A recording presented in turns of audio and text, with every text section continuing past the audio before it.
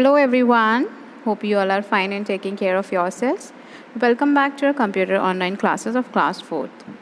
So student, in your half yearly examination, lesson number 1, 2 and 3 will come plus curricular assessment 1 and co-curricular activity 1, which is on page number 53 and page number 54. So in the previous videos, we have already completed lesson number 1 to 3 and we have started with curricular assessment 1 and the section A and B we have already completed. Now today I am going to start with C part.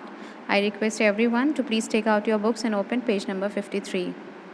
So in the previous video we have completed this A portion and B portion of this curricular assessment. Now I am going to start with the section C and D.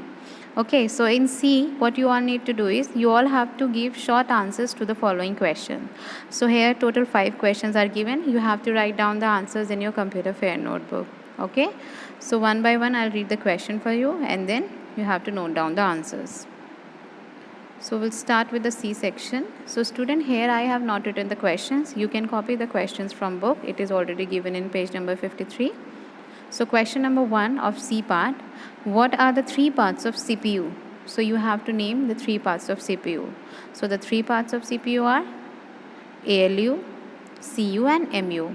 Right, the full form of ALU is arithmetic logic unit, CU control unit and MU memory unit. So these are the 3 parts of the CPU.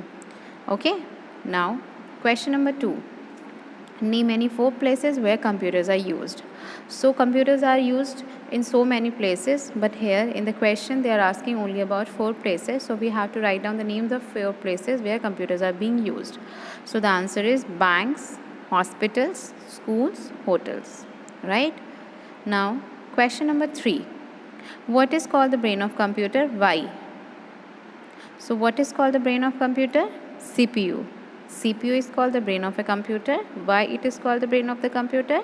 Because it is the processing unit of a computer and it does all the calculations. Right? Now, question number 4. What are the advantages of a GUI operating system? So, the full form of GUI is graphic user interface. So, what are the advantages? The advantages are that it is easy to learn and use. Right? It is easy to learn and use. Now, question number 5. What is the use of sticky notes option? So, the answer is sticky notes option is used to create short handwritten or text-based notes. Right? So you all have to do this work in your fair notebook very neatly and very nicely. Now I'm going to start with D portion. That is answer the following questions in detail. Now you have to answer the questions in details. So here also I have not written the questions. Questions you can copy from your book. It is on page number 53. So now I'm going to start with one question. Write the differences between primary memory and secondary memory. So student, you have to tell the difference between primary and secondary memory. So the answer is primary memory is called internal memory.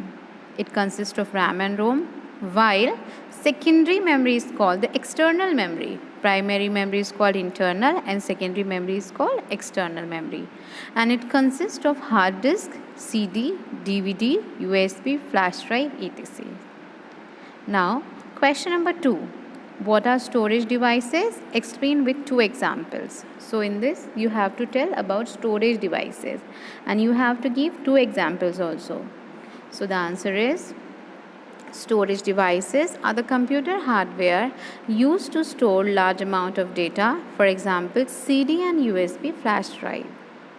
Now question number 3. Write the steps to create a folder. So in this you need to tell or you need to write the steps for creating a folder. So the steps are step number 1. Right click at the mouse at any blank space, a shortcut menu appear on the screen. So when you will right click on the screen, a shortcut menu will appear. Then you have to click on new option and then afterwards a new submenu will appear. Then step number 3, click and select the folder option. Then you have to create a new folder. So that's why you need to click on create a new folder. Then type a name to the new folder. So whatever the name you want to give to that folder, you can type that name and your folder will be created. Okay, so these are the steps to create a folder.